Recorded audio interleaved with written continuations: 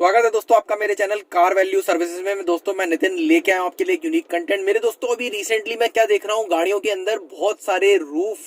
Spoilers लग के आ रहे हैं। रूफ स्पॉयलर वो वाला नहीं जो टिकटॉक पे स्पॉयलर दे देते हैं, स्पॉयलर वो वाला यार जो गाड़ी की पीछे डिग्गी के ऊपर लगा होता है। तो दोस्तों ये जो स्पॉयलर लगा होता है, इस स्पॉयलर का मेन पर्पस क्या है, इसके प्रॉस और कॉन्स क्या है, इसका फायदा नुकसान क्या है, यही समझेंगे हम इस वीडियो के अंदर। तो बिना देरी करे शुरू करते हैं अपनी वीडियो।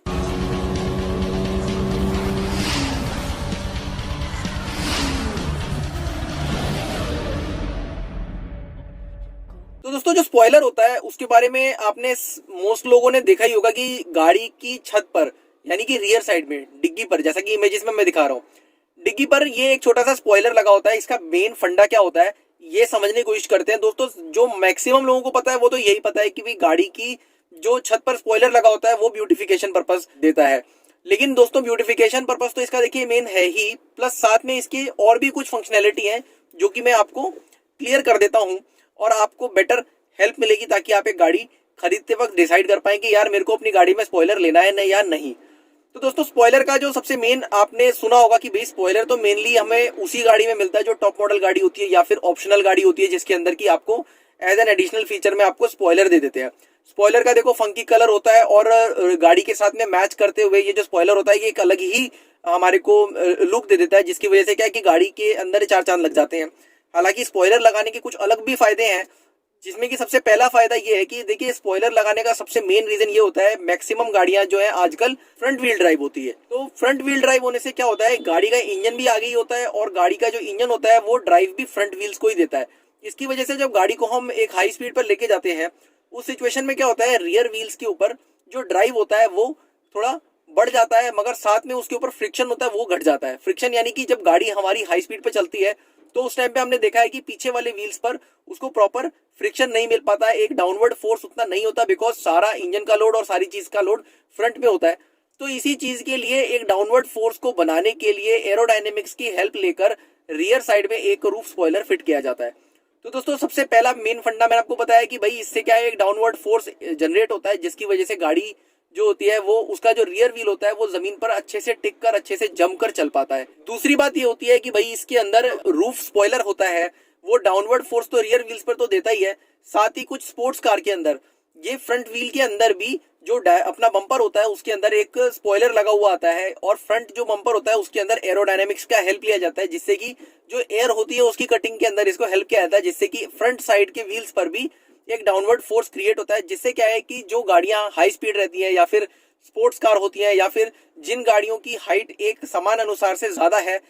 उन गाड़ियों के अंदर आपने देखा होगा जो फ्रंट बम्पर होता है वो स्पॉइलर शेप्ड का होता है।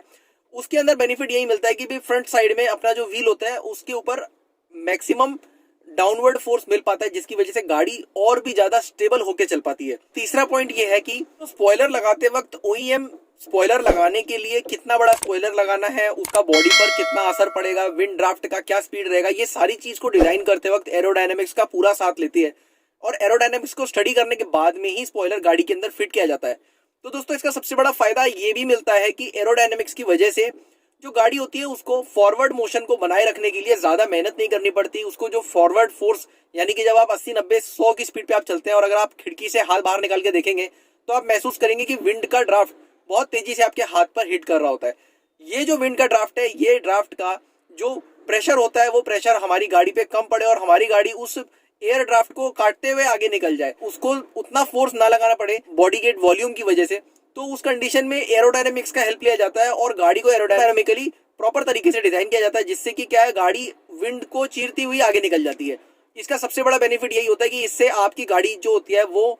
ज्यादा बेटर एवरेज भी दे पाती है, क्योंकि एरोडायनेमिक्स की वजह से गाड़ी को उतना फोर्स नहीं लगाना पड़ता, इंजन को उतना फोर्स नहीं लगाना पड़ता कि वो विंड के ड्राफ्ट को काटते हुए आगे जा पाए। तो तीसरा बेनिफिट ये हुआ कि इसके अंदर फ्यूल एफिशिएंसी भी बढ़ जाती है। चौथा बेनिफिट इसके अंदर ये होता है, स्पॉइलर होता है उसकी वजह से जो डाउनवर्ड फोर्स होता है, डाउनवर्ड फोर्स की वजह से क्या है, जो ओईएम्स हैं उनको एक बेनिफिट ये मिलता है कि डाउनवर्ड फोर्स की वजह से गाड़ी का वजन भी कम रखा जाता है। गाड़ी का वजन कम रखने की का कारण ये होता है क्योंकि गाड़ी अच्छा खासा डाउनवर्ड फोर्स बना पाती है, उसकी वजह से गाड़ी पे ट्रैक्शन का कोई भी प्रॉब्लम नहीं होता, जिसकी वजह से गाड़ी के ओईएम यानी कि ओरिजिनल इक्विपमेंट मैन्युफैक्चरर यानी कि गाड़ी को बनाने वाला निर्माता वो गाड़ी के मटेरियल को भी लाइटर साइड पे लेके जा पाता है, यानी कि उसके ऊपर स्ट्रॉन्गर, स्टर्डियर येट लाइटर मेटल्स का यूज कर पाता है, जैसे कि एल्यूमिनियम, कार्बन फाइबर, इस तरीके के मटेरियल्स का ज्यादा इस्तेमाल कर पाता है, जिसकी वजह से गाड़ी का जो शेल होता है वो कोरोजन फ्री, लाइट और मोर स्टेबल बनता है। इसकी वजह से क्या होता है कि गाड़ी का जब शेल आपका लाइट बनता है उसमें अलग अलग तरीके के मटेरियल कंपोजिट्स यूज किए जाते हैं, उससे गाड़ी की एक तो कॉस्टिंग डिक्रीज हो जाती है, जो गाड़ी का खरीदार है उसको गाड़ी सस्ते में मिल पाती है, गाड़ी का जो सेलर है वो गाड़ी सस्ते में बना पाता है, तो उसका मार्जिन मनी भी बढ़ जाता है। और थर्डली, जब गाड़ी का शेल लाइट होता है तो वो भी अगेन गाड़ी की एवरेज यानी माइलेज पर किलोमीटर, ऑयल जो अपना इसका पेट्रोल का या डीजल का जो खपत होती है उसको भी कम करता है। पांचवा पॉइंट ये है कि जिन गाड़ियों में स्पॉइलर होता है उसके अंदर एडिशनल ब्रेक लाइट्स वगैरह लगी होती हैं, एडिशनल एक्सेसरीज लगी होती हैं, जिससे कि हमारी गाड़ी दूसरी गाड़ी की ड्राइवर की नजर में एक अलग ही डिस्टिंक्टिव लुक बना पाती है। यानी कि अगर मेरे से आगे चलने वाली गाड़ी में एक स्पॉइलर लगा होता है तो मैं उस गाड़ी को और भी ज्यादा ध्यान से देख पाता हूँ, क्योंकि उस गाड़ी का बॉडी लाइन, उसका डिजाइन बेटर हो जाता है। प्लस साथ में उसके ऊपर लगी हुई जो ब्रेक लाइट्स जो कि स्पॉइलर में एडिशनल होती हैं वो एडेड सिक्योरिटी या सेफ्टी फीचर की तरह भी काम करती है। दोस्तों ये तो 5 पॉइंट हुए जो कि प्लस पॉइंट्स है, जिसकी वजह से अपना ये जो स्पॉइलर लगाने का हमारी गाड़ियों पर अच्छा खासा बेनिफिट मिलता है। अब कुछ बात कर लेते हैं ऐसे पॉइंट्स की जिन पॉइंट्स को हमें ध्यान देना चाहिए, या फिर स्पॉइलर लगाने के कुछ साइड इफेक्ट्स जो होते हैं उन्हें भी डिस्कस कर लेते हैं।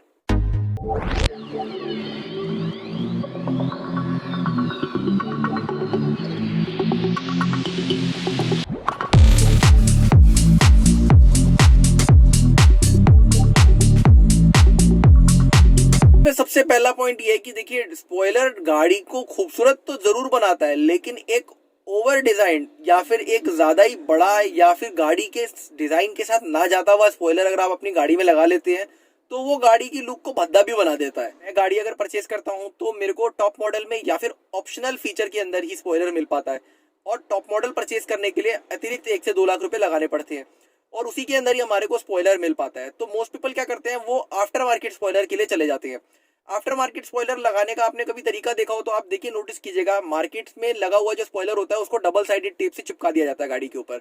तो जिसका सबसे बड़ा नुकसान क्या है कि गाड़ी के चलते में ये गिर सकता है और इसकी वजह से आपके पीछे चलने वाले ट्रैफिक का एक्सीडेंट भी हो सकता है।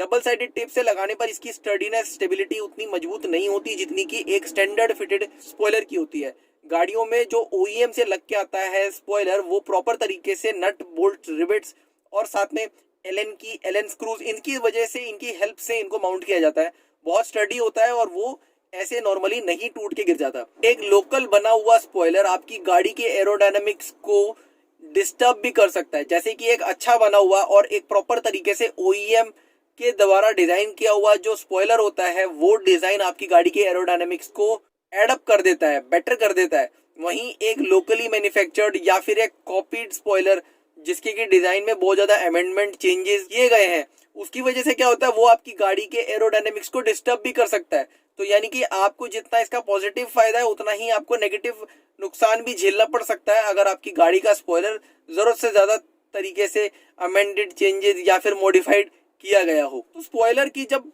डिजाइनिंग की जाती है तो गाड़ी को एरोडायनामिक्स की तरफ से प्रॉपर तरीके से डिजाइन किया जाता है, प्रॉपर विंड टनल के अंदर रखकर, और जो एयर मूव करती है एट 100-150 की स्पीड पर, तो उस टाइम पर जो विंड का जो बिहेवियर होता है वो प्रॉपर तरीके से स्टडी किया जाता है। उसके बाद में ही एक स्पॉइलर को गाड़ी के साथ में इनकॉर्पोरेट किया जाता है और उसके सारे प्लस और माइनसेस को अच्छे से डिजाइन करते वक्त ध्यान दिया जाता है। एक लोकली बना हुआ स्पॉइलर या फिर एक ऐसे ही यूनिवर्सल बना हुआ स्पॉइलर जो कि हैचबैक सब गाड़ियों में लग जाता है या फिर SUV सब कार्स के अंदर लग जाता है, ऐसा स्पॉइलर आपकी गाड़ी के लिए हानिकारक हो सकता है। तो ये आपको प्रॉपर तरीके से सोच समझ के ही लगवाना चाहिए, और मैं तो यही सजेस्ट करूंगा कि भाई OEM डिजाइंड ही स्पॉइलर आप लगवाइए। स्पॉइलर की फिटिंग करते वक्त बहुत सारी मेजरमेंट और कैलकुलेशंस करनी पड़ती है, खासकर उसका जो स्क्रू जिसकी वजह से स्पॉइलर अपनी जगह पर फिक्स किया जाता है, वो पोजीशन अगर प्रॉपर नहीं होगी तो उस कंडीशन में आपका स्पॉइलर जो है वो प्रॉपर नहीं बैठेगा, और उसके बाद में आपको आपकी गाड़ी की बोनट, डिग्गी, उनके ऊपर एक होल मिलेगा, और उस होल का सबसे बड़ा नुकसान ये है कि आपकी नई नवीली गाड़ी का बैंड बच जाएगा। तो इसलिए दोस्तों बहुत ध्यान से, बहुत सही जगह से आपको अपनी गाड़ी के ऊपर एक स्पॉइलर का फिटिंग कराना चाहिए अगर आप आफ्टर मार्केट स्पॉइलर लगवाने वाले हैं। अगर स्टैंडर्ड स्पॉइलर लगवाने वाले हैं तो फिर आपको ऐसी कोई भी प्रॉब्लम नहीं आएगी, बिकॉज उनके पास में इसको लगाने के लिए प्रॉपर डॉकेट्स दिए होते हैं, प्रॉपर स्टेंसिल्स दिए होते हैं। उस स्टेंसिल को लगा के एक प्री डिफाइंड लोकेशन पर वो पॉइंट को उसको अटैच कर सकते हैं, उस जगह पर स्क्रू से होल करके प्रॉपर जगह पर स्पॉइलर को फिट कर सकते हैं। होप करता हूँ दोस्तों आपने इस वीडियो से जरूर अच्छी इन्फॉर्मेशन ली हुई होगी। अगर दोस्तों आपने इस वीडियो से कुछ भी सीखा है तो प्लीज मेरे को एक लाइक जरूर दीजिएगा। आपके अप्रिसिएशन की हम यूट्यूबर्स को बहुत जरूरत होती है। अप्रिसिएशन की वजह से ही हम लोग इतना एफर्ट डालते हैं, आप लोगों के प्यार के ही हम भूखे हैं, इसीलिए ये वीडियोस को बनाते हैं। अपना प्यार बनाए रखिएगा और प्लीज इस वीडियो को लाइक, शेयर और सब्सक्राइब जरूर कीजिएगा ताकि मैं आपके लिए इसी तरीके की रोचक वीडियोस बनाता रहूं। तो चलो दोस्तों, मिलते हैं आपसे नेक्स्ट वीडियो में। तब तक के लिए बाय बाय, टेक केयर, मिलते रहेंगे।